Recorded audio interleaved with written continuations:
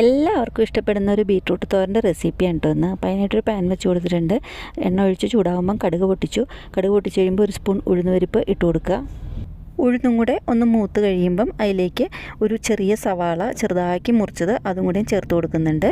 ഉഴുന്ന് നല്ലപോലെ മൂത്ത് കഴിയുമ്പോൾ വേണം നമുക്കത് ചേർത്ത് കൊടുക്കാനായിട്ട്. ഉള്ളിയും കൂടെ നല്ലപോലെ ഒന്ന് മുരിഞ്ഞ് കഴിയുമ്പം 2 ചതച്ച മുളക് അല്ലെങ്കിൽ മുളക് മുറിച്ചതായാലും അതും ചേർത്ത് കൊടുക്കുക.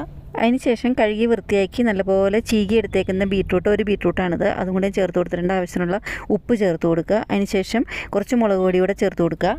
അതിനുശേഷം ഇത് ചെറിയ ചൂടിൽ അടച്ചു വെച്ചിട്ട് ഒന്ന് വേവിച്ചെടുക്കുക കേട്ടോ. പെട്ടെന്ന് തന്നെ വെന്ത് കിട്ടും. ഗ്രീൻ പീസ് ചെരുകിയിരിക്കുന്ന ഗ്രീൻ പീസ് ആയതുകൊണ്ട് പെട്ടെന്ന് തന്നെ വെന്ത് കിട്ടുന്നത്. അപ്പോൾ ഗ്രീൻ പീസ് വെന്തിട്ടുണ്ട്. ഇപ്പോൾ നല്ലപോലെ ഒന്ന് മിക്സ് ചെയ്ത് കൊടുക്കുക. ഇതെല്ലാം കൂടി ഒന്നിച്ചൊന്ന് മിക്സ് ചെയ്ത് കൊടുക്കുക. പിന്നെ ഇനി അതിലേക്ക് ഒരു 2 ടേബിൾ സ്പൂൺ തേങ്ങ ചെരുകിയതോടെ ചേർത്ത് കൊടുത്തിട്ട് നല്ലപോലെ ഒന്ന് മിക്സ് ചെയ്ത് കൊടുക്കുക. നല്ല സൂപ്പർ ടേസ്റ്റുള്ള തോരൻ റെഡി ആയിട്ടുണ്ട്. ചോറിനൊക്കെ നല്ല ബെസ്റ്റ് കോമ്പിനേഷനാണ്. അപ്പോൾ ഈ റെസിപ്പി ഇഷ്ടപ്പെട്ടു എന്നുണ്ടെങ്കിൽ ലൈക്ക് ചെയ്ത് സബ് ചെയ്തേക്കണേ.